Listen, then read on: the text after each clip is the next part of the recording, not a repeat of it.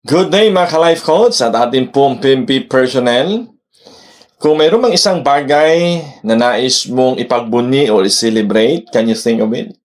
Something na na-achieve mo, something na in-award sa iyo, something na maaring not only you are proud of it, but even your family, friends, and relatives. Can you think? Think. Alright? Now, nothing wrong about our achievements, okay? That's because you work hard, that's because you study hard, or that's because you do everything you can para ma-achieve yung mga bagay na yan. But alam niyo po, mayroong paalala din sa atin, okay? Sa Deuteronomy chapter 8, in verse 17 to 18. Sabi niya, beware, okay, lest you say in your heart, my power and the might of my hand have gotten me this wealth. You shall remember the Lord your God. For it is He who gives you power to get wealth, that He may confirm His covenant that He swore to your father, as it is in this day. So today's topic is about the blessing of prosperity. Prosperity in itself is not vain. Prosperity in itself is not evil. It's good. Why? Because it is God that prospers a person. The only thing ang prosperity ay magiging bad, evil, is when you get it from evil gain. May tinapakan kang mga tao. You have it or acquire it through corruption, mistreating other people. But prosperity in itself is good. And it is God who prospers a person. Kaya nga, whatever sabi niya, whatever wealth, okay, na mayroon ka, you should thank the Lord. Why? It is He who gives you the power. Di ba? Yung strength na ibinigay niya sa iyo, yung hininga na ibinigay sa iyo ng Panginoon, yung talent, yung knowledge na ibinigay sa iyo ng Panginoon. So God wanted to be part of your success. Okay? But sadly, there are some prosperity or say blessing, okay, na kung titinan ng tao ay hindi pala makakabuti sa kanya mismo. Okay? So what is prosperity then? Okay? We say it's something that adds up to our wealth, health, or anything else. Okay? We prosper, no, in the area of finance, in the area of our career, in the area of our business. Yeah? Now, in Proverbs chapter 10, verse 22, the blessing of the Lord make rich. Okay? And He adds no sorrow with it. Kasi if God blesses a person, it is indeed a blessing from the Lord in a right manner. Okay? Pero may iba na sasabihin, ay, blessed na blessed ako, dami kong ganito, blessed na blessed ako, mayroon na naman akong ganito. Now, the question is it from the Lord? Because if God bless you, there will be no sorrow that comes with it. Well, our country is in a turmoil. Okay? Itong nakaraang taon, ngayong taon, because of corruption. Yeah? Marami po mga tao na maaring noon tinitingnan natin ang yaman nila, ang galing nila, ang bilis nilang umangat sa pwesto, ang dami nilang property, ang dami nilang sports car, ang dami nilang ari-arian. But now, you can hear their name being dragged in corruption. So, was that a true blessing? Okay. Because when God gave you a blessing, sabi niya, there no sorrow adds into it. Yung iba, hindi kinakaya, nagpapakamatay. Yung iba, hindi kinakaya, yung akusasyon, tumatakbo sa ibang bansa, nagtatago.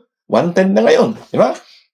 So, are those things really a real blessing or fake, man-made, manipulated? Yeah? Now, let's see, when God grants prosperity from His abundant resources, okay, paano? Okay? It comes from family, it comes from relationship, career, or even ministry. Okay? And God has unlimited resources and desires to bless us. Indeed, that's true. God has unlimited resources. His desire is to bless you and bless me. But His way. Okay? Kapag tao nang gumawa ng paraan para i-bless ang kanyang sarili, more likely, may kasamang irregularities. More likely, may kasamang corruptions. You see? He gives us the power to get wealth. No? Gusto talaga ng Lord. Gusto ng Lord na mag-prosper tayo.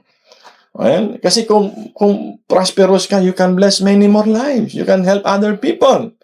Okay? But it should be the right manner, in a right way. Okay? Hindi yung masama ang paraan. Yeah? We cannot gain prosperity on our own might. That is if we want God's way of blessing us. But makita natin kapag ang tao na ang gumawa ng paraan, nag-manipulate, okay? Gusto mabilis, gusto overnight na wealth. What happened? More likely, you will drag your name into irregularities and corruptions. Alright?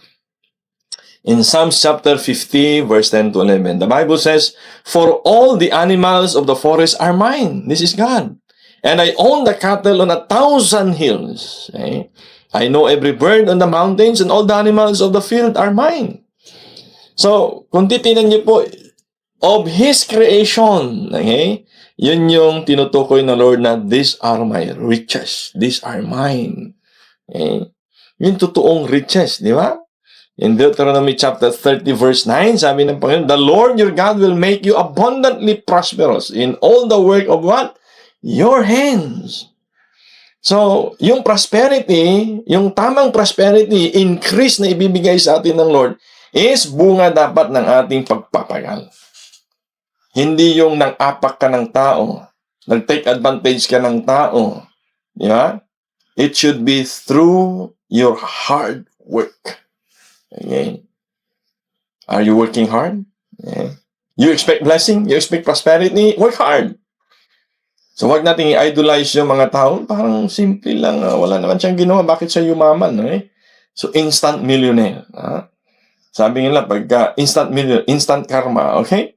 And we have seen. Perhaps, noon, sabihin natin, gusto ko rin katulad niya. Gusto ko rin kagaya niya. And in the end, you have heard his name. Okay?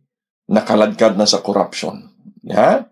Nakaladkad na sa flood control, corruption ng ating bansa. Whatever corruptions. Yeah? Because of greed. Yeah?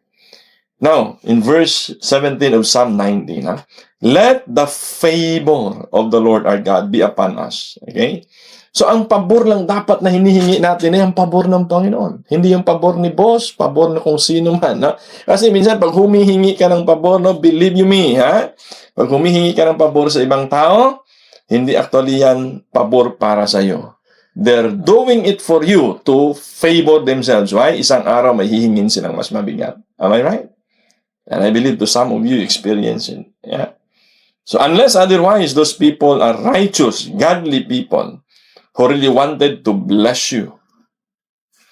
But if you ask favor from other people, antay-antay ka lang, baka mas mabigat ang hihingi nila sa iyo. To the extent that you will compromise, to the extent that you will be dragged into the, illegal activities or mga ginagawang irregularities. Okay? So, and establish the work of our hands upon us. Yes, establish the work of our hands. You see, from time to time, lagi sinasabi, it should be through our hands. We should work through our hand. Establish our work through our hand. Okay? I-enjoy natin ang prosperity, enjoy natin ang blessing through the works of our hand. Meaning, pinaghirapan mo yan, pinagpagalan mo yan. Wala kang inagrabyadong ibang tao. Prosperity is about proper priorities. Okay? Hard work, giving and receiving, sowing and reaping. Now, it's a principle.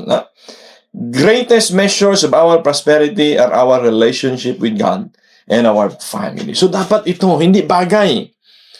Hindi sports car, hindi ginto, hindi ari-arian. No? It should be our relationship with God first. Okay? And our family. Why God first? Now think about it. Your life and my life on earth will end. And the Bible says 70 or 80. Filipino, average. Sa mga babae, 72. Sa ating mga lalaki, 69. And how old are you now? life ends. Okay? Life ends. So, better make sure na kung mayroon mang masagana sa buhay mo, ay yan ang relationship mo sa Panginoon. Kung mayroon ka masabing ito yung aking yaman, ay yun yung iyong family. You see? He will provide for us and prosper the work of our hands in God. If God is our top priority, okay? Siya yung dapat ating top priority.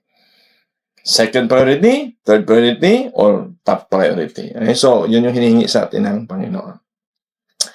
He says, seek Him, trust Him, delight in Him. Thank Him for whatever blessing we receive. That should be our attitude. God blesses hard work and rewards diligence. Whatever offering of time. Do you have this T? Time, talent, treasure. Tatlong T. Okay? We make to His church, He returns it.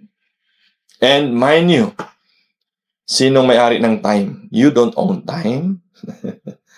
God owns the time. Those talent God has given us. And the treasure, sabi niya, everything on earth belongs to God. Steward lang ikaw. Steward lang ako. God has given us a chance to manage whatever He has given us. He make blessings abound when we support the work of His kingdom with a cheerful heart. So, cheerful heart. Proverbs 10:4. Okay? Lazy people are soon poor. Hard workers get rich. Okay? So, wag tatamad-tamad. Because ang katamaran will lead to poverty. Okay? Work brings profit. Yeah? But mere talk leads to poverty. Okay? Yung iba, mahilig lang salita-salita, maboka, no? But some you have to work, no? Because work brings profit. No? And in Proverbs chapter 10 and verse 4, he who has a slack hand becomes poor, but the hand of a diligent makes rich. Yan. Yeah, so I think I don't need to elaborate on that more. But on this verse, I hope we can learn something. In Luke chapter 6, verse 38, sabi niya, give and you will receive. Your gift will return to you in full, pressed down, shaken together, okay, to make room for more. Running over, pour into your lap. Okay? The amount you give will determine the amount you get back. You see? So, ano dito? Ang moral of the lesson is for you and I to be generous. Let us be the source of somebody's need. Okay? Sapagkat anumang ibinigay natin ay ibabalik din sa atin. Sabi ng Panginoon. Yeah? And thirdly, prosperity is about blessing the generation after us. Yeah? So, why we have to work hard and prepare, bless others, so we can bless those generation after us. Sabi dito, God's covenant and promise of prosperity apply to our descendant as well. So, kung priority natin ang Panginoon, we work hard, tamang paraan ng prosperity to add into us, makikinabang yung mga anak natin. Pero kung maling paraan, di ba?